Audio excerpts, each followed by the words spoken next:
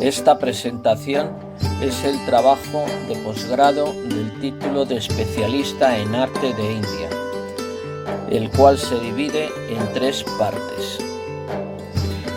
Estas 3 partes son, primero, las primeras referencias del Himalaya en la literatura hindú, luego la morada de los dioses, la Trimurti, y para terminar, las montañas sagradas del Himalaya.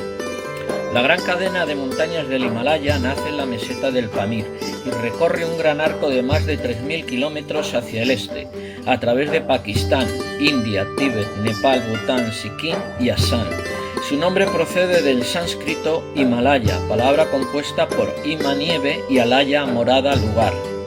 En su inicio recibe el nombre de Karakorum, en Pakistán, pero en su continuación la denominación es Himalaya. Al sur de los altos desfiladeros himalayos se extiende la selva tropical cálida y húmeda, con una vegetación exuberante, azotada por las abundantes lluvias monzónicas de la estación estival.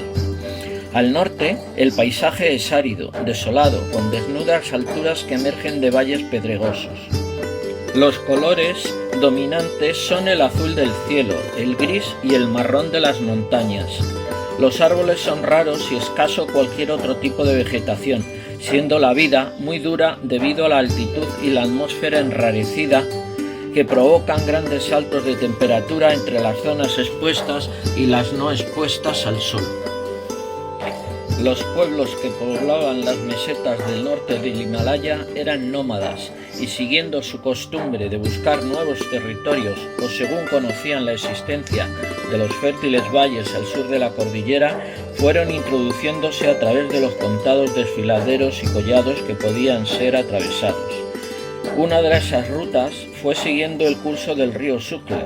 Otra, proveniente de la región de Kashmir, atravesaba el árido valle de Chandra y seguía el curso del río Spiti. Desde aquí, por el paso de Baralacha, se llegaba al Alto Laúd y más al norte al Ladakh. Los arios, como así se les denomina a los pueblos que invadieron el valle del Indo entre el 1700 y el 1500 a.C., eran gente fuerte, sana y aventurera. Su concepto de poder era la fuerza como grandeza, el entero fenómeno cósmico vigoroso y la divinidad misma. Tenían un culto animista y por tanto eran adoradores de la naturaleza, el sol, la luna, la tierra y el cielo, la lluvia y el viento, la gran selva y el profundo vacío, todo atrajo su atención. Por ello, los primeros sabios eran observadores entusiastas de la naturaleza y sus fenómenos, y nos cuentan en sus escritos, como el Rig Veda, la rutina diaria del sol, los viajes cada noche de la luna y otros cuerpos celestes. Sus ojos críticos cayeron sobre todos los fenómenos cósmicos que se desarrollaron delante de ellos: el cambio de estaciones, la maduración de las frutas, la llegada oportuna de los eclipses y las nubes, el flash del relámpago y el discurso del silencio. Todo esto y mucho más era cuidadosamente observado y calculado por ellos. Asombrados por la exuberancia de la naturaleza, su belleza y su fuerza, se entregaron a la poesía lírica en alabanza de su poder. El Rig Veda, los 4 Vedas, son los textos más tempranos donde se recoge esta presencia. Contiene himnos en alabanza del sol, la lluvia, el viento y otros poderes de la naturaleza, llamados Maru, dios del viento, Indra, dios de la lluvia, y Mitra, dios del sol. Pronto descubrieron que el fuego era su amigo más íntimo y necesario, y por ello adoraron a Agni, dios del fuego, que era el representante terrenal del sol poderoso, la fuente de todo poder y dador de vida. El Rig Veda se abre con un verso a Agni. Invocamos a Agni, que es el primero en estar sentado en nuestro sacrificio, intérprete o ejecutante de las tareas de los dioses, aumentador de todas las cosas preciosas.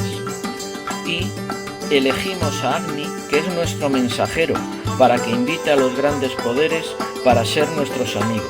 Queda patente que el fuego era completamente necesario para ellos, pues era el medio a través del cual se invocaba a los dioses y se ejecutaban los sacrificios devocionales.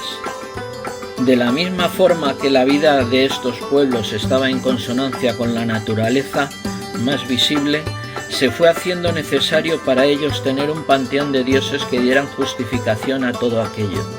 Mientras que la ciencia occidental recientemente llegó a la conclusión de que la elevación del Himalaya se realizó en fases diferentes, estos pueblos aparentemente ya estaban bien informados acerca de la geología del Himalaya, no solo en tiempos del poeta Kalidasa, sino incluso anteriormente. Este poeta sánscrito, que vivió entre el siglo IV y V a.C., se le menciona como uno de los Navaratna, las 9 joyas de la corte del rey Vikramaditya, y en su obra Kumarasambhava, en el canto sexto, nos dice: hacia los lados, hacia arriba y desde abajo, la grandeza del Señor Vishnu es omnipresente. Del mismo modo, su grandeza se ha logrado en 3 etapas. Primero hacia un lado, luego un empuje hacia arriba y luego un último empuje desde abajo. Así, en el famoso himno Prajapatya del Rig Veda, el Rishi describe a un dios supremo o poder que se manifiesta en forma de dioses menores en el plano del mundo físico o material.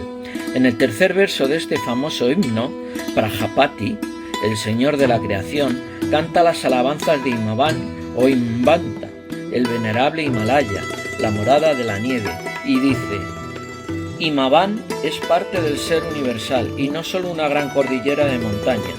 Es a él a quien pertenecen estas celestiales alturas de nieve. Él es el señor del mar, junto a los ríos que desembocan en él. Son direcciones a lo largo de él, en donde ha extendido sus 2 brazos. Él es el Dios a quien debemos adorar con nuestras ofrendas. De lo anterior está claro que lo que se dirige al este y al oeste de las montañas del Himalaya se considera como los 2 brazos del gran ser, que tiene el mando y el control de todas las direcciones. Esto queda patente en el mapa del Kangri Karnach, el Tibetan Kailas Purana, donde el río Sutlej se representa saliendo de la trompa de un elefante, el río Brahmaputra saliendo de la boca de un caballo y el río Indo saliendo de las fauces de un león. Estos pueblos no tardaron en reconocer la importancia, el valor y la grandeza del Himalaya como la cordillera que les nutría de vida. Subió desde un sano a otro pico más alto, cumpliendo con su tarea. Este verso indica cómo los primeros antepasados de los indios amaban y respetaban el Himalaya y de cómo lo pudieron explorar. El Himalaya ya era bien conocido entre los sabios filósofos de India mucho antes de que Valmiki escribiera su epopeya Ramayana. Muchos siglos más tarde, el sucesor de Valmiki, Kalidasa, era consciente de la importancia de sus palabras cuando escribió: en dirección norte existe la noble montaña del alma, por nombre Himalaya. Él es el señor de todas las montañas, con los brazos extendidos acoge los océanos del este y oeste. Se encuentra sin igual como la varilla de medición de la tierra. El Himalaya fue el punto focal espiritual de los arios, inspirándoles y llevándoles cada vez más y más alto en su búsqueda a la verdad espiritual. En su presencia los malos pensamientos no son posibles y la grandeza y el infinito del espíritu puro se convierten en una realidad. Dicen los Purana: como el sol seca el rocío de la mañana, así son los pecados del hombre disipados a la vista del Himalaya. Esta cordillera se convirtió en el refugio de grandes ascetas y filósofos, estimuló la sensibilidad espiritual y artística y fue fuente de inspiración de pensamientos místicos y sublimes hasta el día de hoy. Uno de estos filósofos, nacido en un lugar remoto, en Malabar, es Swami Tapovan Maharaja, el cual profesaba una devoción natural por el Himalaya. Su estudio de la antigua literatura en lengua malayalam y libros sánscritos lo inspiró a peregrinar por las santas laderas que había a su vez inspirado a Adi Shankara en el siglo VIII después de Cristo. Dejó Kerala y atravesó la longitud del subcontinente indio hasta Badrinath. Allí, escondido dentro de una cueva solitaria, durante años escribió sus famosos comentarios sobre los Brahma Sutras, Upanishad y Bhagavad Gita. También fue el primero que consolidó la doctrina Advaita Vedanta y estableció el santuario de Badrinath en las orillas del río Sarasvati, dedicado a Vishnu, del que se dice: que existía ya en tiempos védicos y que más tarde fue un templo budista con forma de vihara. Aparte de un número de poemas líricos y canciones en sánscrito, Swami Tapovan ha dejado escritos detallados sus viajes en el Himalaya, en 2 obras escritas en Malayalam, Himagiri Vihara y Kailasa Yatra. En este verso de Kalidasa se refleja aquello que buscan los ascetas en el Himalaya. En el Himalaya hay ascetas que toman el sustento para la vida de la atmósfera pura, en lugar de buscar medios de subsistencia en los abundantes bosques con árboles que podrían satisfacer su necesidad. Los lagos del Himalaya se vuelven completamente dorados con el polen de oro que cae de las flores de loto, lo cual sirve a los ascetas para sus abluciones sagradas solamente y no para fines mundanos. El Himalaya está lleno de rocas que consisten en piedras y joyas preciosas, pero los ascetas las utilizan como asientos de meditación en medio de las ninfas celestes y apsaras, ya que están profundamente inmersos en la práctica de la continencia. De hecho, el Himalaya es la morada del cumplimiento de todo lo que es deseado por los sabios, pero en medio de esta abundancia y prosperidad, estos ascetas practican la penitencia. La segunda parte de este trabajo está dedicada a la morada de los dioses, fundamentalmente a la Trimurti. Prácticamente todos los dioses del panteón hinduista están profundamente enraizados con la naturaleza del Himalaya, pero son 3 de ellos los que tienen un vínculo más profundo con la montaña: Brahma, Vishnu y Shiva. En el marco del hinduismo, estas 3 deidades conforman la llamada Trimurti, con Brahma, que es el dios creador del universo, Vishnu, que es el dios preservador, y Shiva, que es el dios destructor. Según las leyendas, estas 3 deidades tienen su residencia en una montaña distinta del Himalaya. Además, están en armonía con importantes ríos que han formado siempre parte de la vida diaria y el culto a la muerte en la India. En el mapa que vemos ahora, se puede ver rodeados por un círculo rojo, donde se encuentran el monte Meru y el pico Sibli, dentro de la cordillera del Garhwal, en el Himalaya indio, así como el nacimiento del río Ganges en Gaumuk. El monte Kailas se encuentra más al norte, dentro del Tíbet, y pertenece a la cordillera Gandhise, en el Transhimalaya. Comencemos con Brahma, que habita en el monte Meru, montaña mítica sagrada que existe realmente en la cabecera del nacimiento del río Bhagirathi, que aguas más abajo se convertirá en el río Ganges. Según la leyenda, este mítico monte fue utilizado por los dioses para batir el océano de leche, puesto que estaban en peligro de perder su autoridad sobre los demonios, los asuras. Fue entonces cuando Vishnu se convirtió en Tortuga, su segundo avatar, para colocar el monte Meru sobre su caparazón y ayudar así a los dioses a batir el océano de leche y expulsar a los asuras. El monte Meru tiene 3 cumbres, siendo la sur la más alta, con 6.660 metros. Pertenece al área del glaciar Gangotri en la cordillera de Garhwal, en el Himalaya indio. Muy cerca del monte Meru se encuentra el pico Sibli, de 6.543 metros, llamado así por su analogía con el linga de Shiva y pertenecer, al igual que el anterior, al área del glaciar Gangotri, en la cordillera de Garhwal, en el Himalaya indio. Sin embargo, la morada de Shiva es el monte Kailasa, o Kailas, del que los Purana dicen que es el pilar y centro del mandala del mundo, y los 4 ríos que nacen en él fluyen a los 4 extremos del universo y lo dividen en 4 regiones. Es una montaña sagrada que se encuentra en el Tíbet. Esta montaña es vista por el hinduismo como el paraíso y último destino de las almas. Alrededor de ella se configura una curiosa simbología. La montaña es el linga o falo del dios Shiva y el lago Manasarovar, situado en el valle, es el yoni o vulva de su consorte Parvati. En la iconografía hinduista también aparece ligado al monte Kailas el asura Ravana, el cual, después de conquistar el reino de Lanka, actual Sri Lanka, a su medio hermano Kubera, se encontró con el dios Shiva y su consorte Parvati en la morada de este. El caprichoso Ravana trató de mover la montaña sagrada y Shiva, molesto por esta actitud, arrogante y orgullosa, tocó apenas la montaña con su dedo y la afianzó sobre Ravana. Los sirvientes de Shiva informaron rápidamente al Asura sobre la ofensa del dios, ante lo cual Ravana se infligió una penitencia. Decidió componer y cantar canciones alabando a Shiva durante años, hasta que éste decidió liberarlo. El monte Kailas tiene 6.638 metros de altura y no ha tenido ningún intento de ascensión a su cumbre por deferencia a las creencias religiosas budistas e hinduistas. Todos los ríos más importantes de las regiones del Himalaya nacen en el Kailas, a quien los tibetanos llaman Kang Rinpoche, joya de las nieves.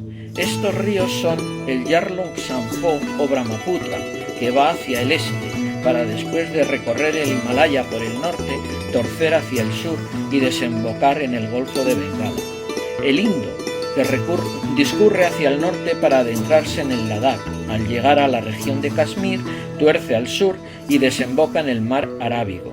El Sutlej, que va hacia el oeste y después de atravesar el Punjab, se une al río Indo en Pakistán. Y el río Ganges, que nace a poca distancia del Kailas, al sudoeste, en el Himalaya indio, y que después de recorrer la llanura indogangética, desemboca en el Golfo de Bengala.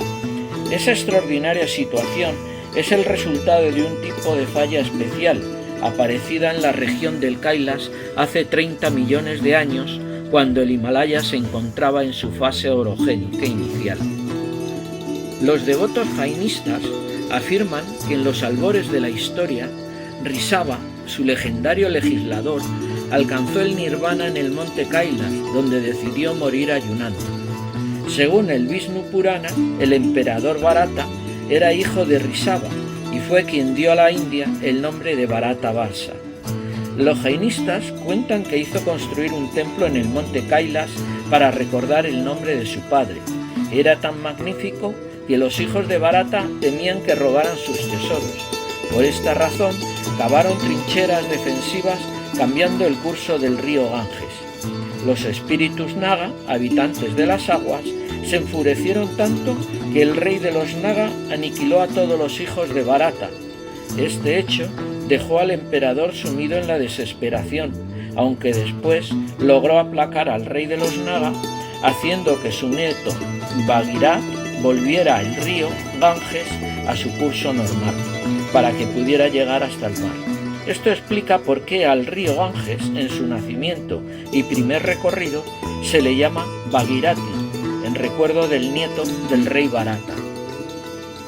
En el mapa, que podemos ver a continuación, se puede ver claramente dónde se encuentran las fuentes del río Ganges, que recibe el nombre de río Bhagirathi, a los pies del monte Meru y del pico Sibling, en el glaciar Gangotri.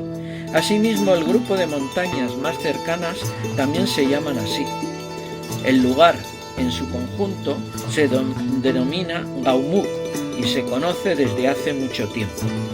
Durante un tiempo se pensó que el río Sarasvati, un riachuelo que emerge de un pequeño lago situado en el puerto de Mana, a 5.450 metros de altura en la frontera con el Tíbet, estaba nutrido por uno de los pequeños afluentes del Sutlej, que nace en el lago Manasarovar y que nutría al Ganges de las aguas nacidas al pie del Kailas, el centro del universo. Sin embargo, más tarde la realidad se impuso y se comprobó que el río Ganges, con el nombre de Bhagirathi, nace en la cordillera del Garhwal. En el curso del río Sarasvati se encuentra Badrinath, lugar del que ya hemos hablado y que durante un tiempo se creyó que era una de las fuentes del Ganges y al que acudían numerosos ascetas. Es uno de los 4 lugares más sagrados para los hinduistas en el Himalaya indio. Los otros son Kedarnath, Yamunotri y Gaumuk en el glaciar Gangotri.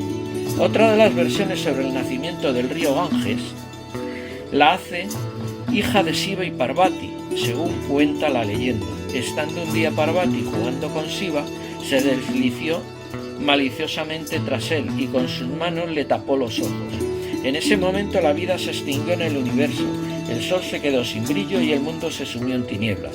Aterrorizada, la diosa retiró las manos, pero de sus dedos partió una gota de sudor que fue el origen del río. Aunque la versión más extendida es la que la considera hija del Himalaya.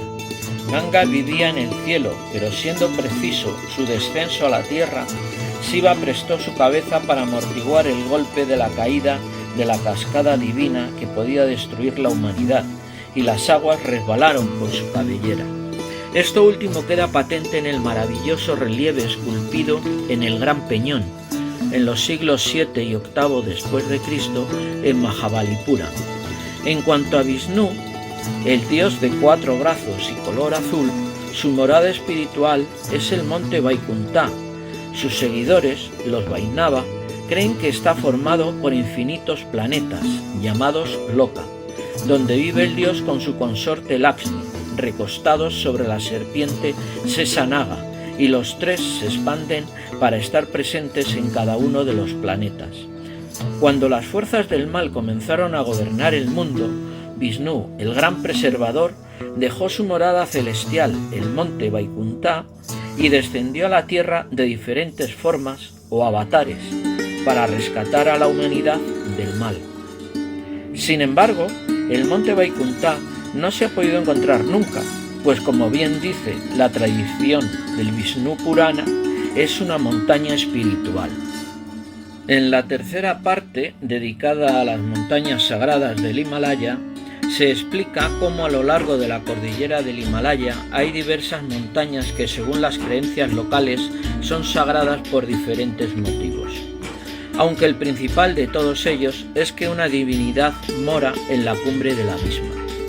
Por ejemplo, hemos visto cómo el monte Kailas es una de ellas, la más sagrada de todas para el hinduismo, por ser el eje del universo y morar en ella Shiva con su consorte Parvati. Cada año, miles de personas realizan la parikrama o kora, una peregrinación al monte Kailas, a modo de purificación individual y devoción, siguiendo una tradición que se remonta a varios siglos atrás. La parikrama o kora consiste en rodear la montaña.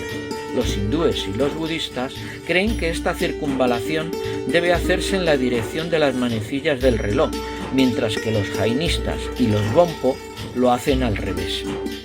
El sendero alrededor del monte Kailas tiene 52 kilómetros de longitud, que se realiza normalmente andando en 3 o 4 días, si bien muchos peregrinos lo hacen en más tiempo, realizando un ritual de purificación mucho más intenso. Hacen toda la circunvalación realizando postraciones que consisten en que, estando de pie el peregrino, se lanza hacia adelante sin mover los pies y se acuesta durante unos segundos sobre su vientre con los brazos estirados hacia adelante. Recita un corto mantra, hace una marca en el piso con los dedos o dejando una piedra, se levanta sobre sus rodillas y camina a 4 patas sobre las manos y las rodillas hasta tocar la marca con los pies o recoge la piedra. Se pone en pie y repite todo el proceso una y otra vez. De acuerdo con todas las religiones que reverencian la montaña, pisar las laderas del monte es un pecado. Los lugareños dicen que los demonios que se han aventurado a ofender al señor Shiva de esta manera han fallecido en el intento. Además, es la única montaña en el mundo que no ha tenido ningún intento de escalada por deferencia a las creencias que hay sobre ella. Las otras 2 montañas sagradas que hemos visto son el monte Meru y el pico Sibling, uno por ser la morada de Vishnu y su consorte Lakshmi, y el otro por ser el linga de Shiva. Ambos, al estar muy próximos, son visitados en peregrinación por muchos ascetas, que van a las aguas de los ríos que nacen a sus pies para purificarse. Entre ellos, el río Bhagirati, que, como se ha comentado aguas más abajo, toma el nombre de Ganga o Ganges. La única montaña de más de 8.000 metros de altura que, cuando se conquistó, no se oyó la cumbre es el Kanchenjunga, de 8.586 metros, tercera montaña más alta del mundo, cuya traducción es los 5 tesoros de las nieves.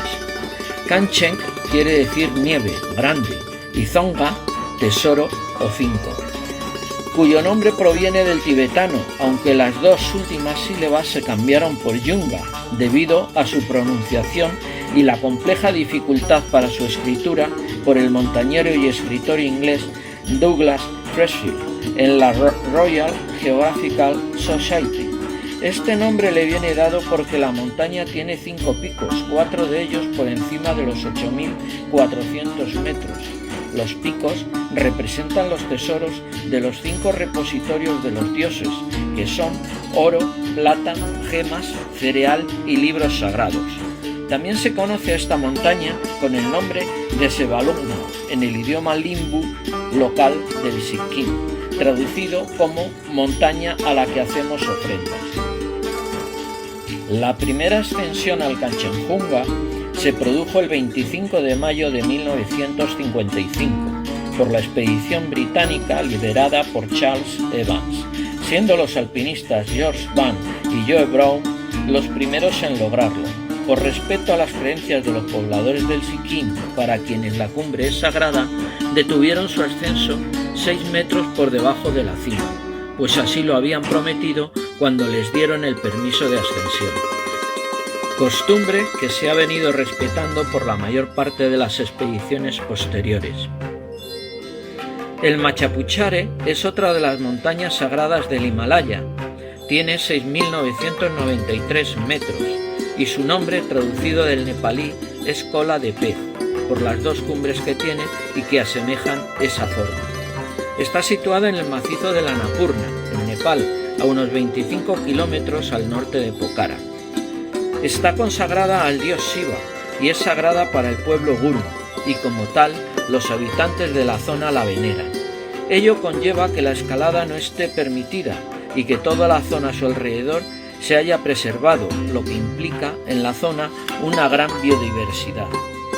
Oficialmente, el Machapuchare nunca ha sido escalado, aunque en el año 1957 se realizó la primera y única ascensión por parte de un equipo británico liderado por Jimmy Roberts, en el que los alpinistas Wilfrid Noyce y David Cox llegaron a 50 metros de la cumbre el día 1 de junio de 1957, a través de la cresta norte, pero no completaron la ascensión porque habían prometido, respetando las creencias locales, no poner el pie en la cumbre. Desde entonces se ha prohibido a los escaladores su ascensión.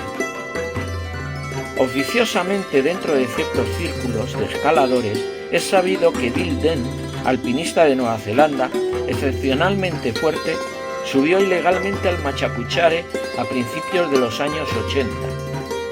Lamentablemente, falleció en una avalancha en el Makalu en 1983, por lo que tal vez nunca sepamos todos los hechos con certeza.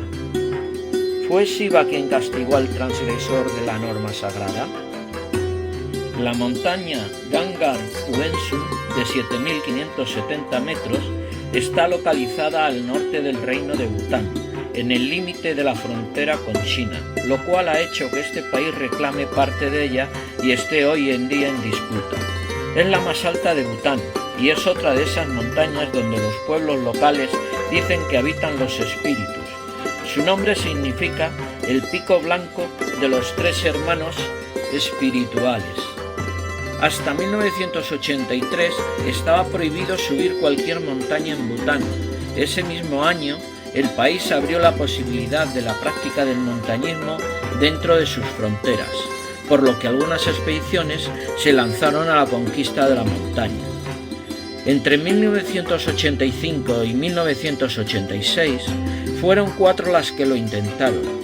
Una de esas expediciones, de origen británico, midió con bastante precisión la altura de esta montaña, dándole 7.548 metros.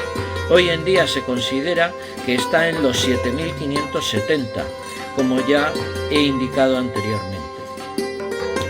En 1994, y debido a las presiones religiosas de los habitantes de Bután, se prohibió la ascensión de todos los picos superiores a 6.000 metros en el país, pero en 1998 una expedición japonesa consiguió un permiso de ascensión por parte de China para ascender a la montaña, aunque aunque este permiso luego fue retirado debido a conflictos políticos entre ambos países.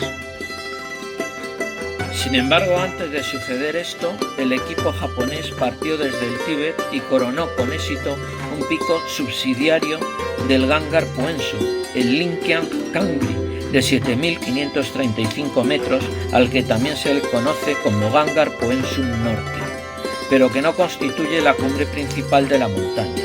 Esa fue la mayor cercanía conseguida por el ser humano en este pico del Himalaya. Por tanto, el Gangar Puensum se ha convertido en la montaña más alta del mundo sin haber sido conquistada. El Nanda Devi, de 7.816 metros, cuya traducción es diosa de la felicidad, es la morada de Parvati, además del paraíso que ella comparte con Shiva en el monte Kailas. Esta montaña está considerada hija del Himalaya en la mitología y creencias locales y está situada en la cordillera de Garhwal, en el Himalaya indio. Es la segunda montaña más alta de la India.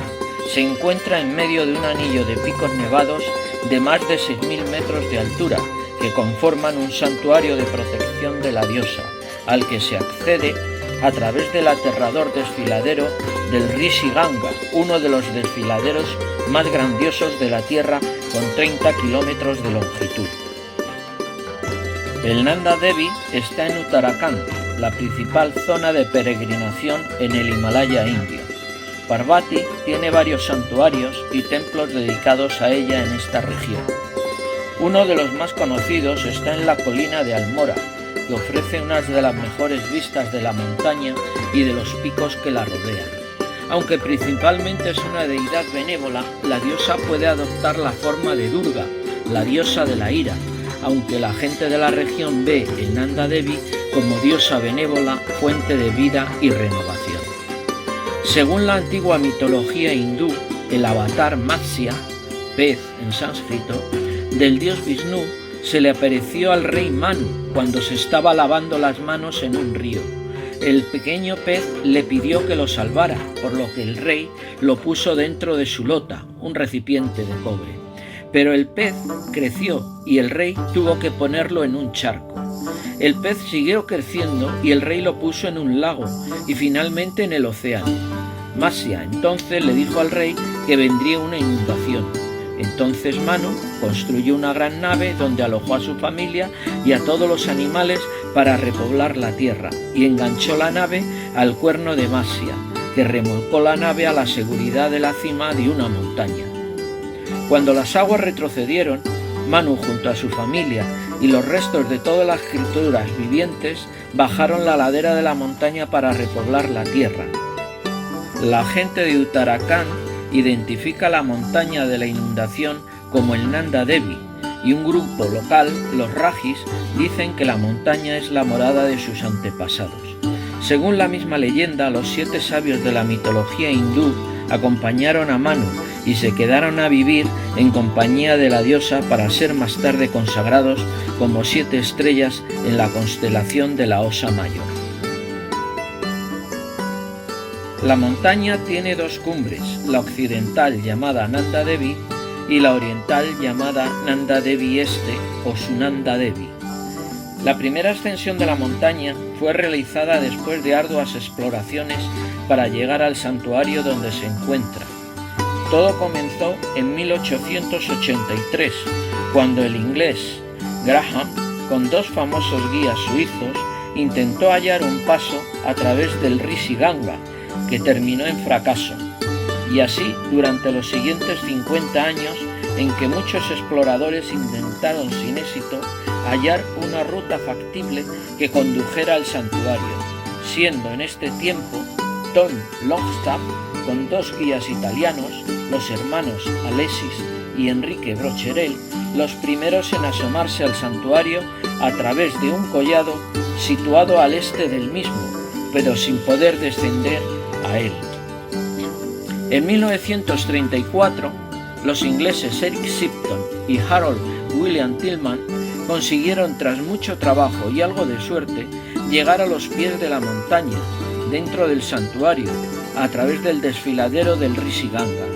2 años después, y bajo la dirección de Tillman, una bien preparada expedición británica-estadounidense conquistó la cumbre de esta montaña el 29 de agosto de 1936, llegando a la cima el propio Tillman en compañía de Noel Odell por la arista sudoeste.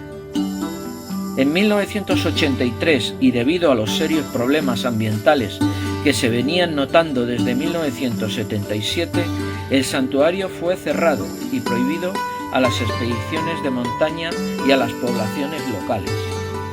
Quiero terminar con unos versos del Shiva Pradosa Stotra, que describe una de las danzas de Shiva en el Himalaya. Con la madre de los tres mundos, sentada en un trono dorado, adornada con piedras preciosas, Sulapani baila en las cumbres del Kailasa y todos los dioses se reúnen en torno a la danza. Sarasvati toca la vina, Indra la flauta, Brahma sujeta los címbalos que marcan el tempo, Lakshmi comienza una canción, Vishnu toca un tambor y todos los dioses los rodean. Gandharvas, Yaksas, Patagas, Uragas, Siddhas, Sadiyas, Vidayaras, Amaras, Apsaras y todos los seres que pueblan los tres mundos están aquí reunidos para presenciar la divina danza y escuchar la música del coro celestial a la hora del crepúsculo. Conclusión. No existen leyendas ni mitologías en el ideario de los pueblos, sino son en base a algo tangible. En este caso son las montañas y la cordillera del Himalaya, donde se mezclan creencias y mitos con la realidad palpable de lo que tienen ante sus ojos, pues la grandiosidad de la naturaleza contribuye a ello.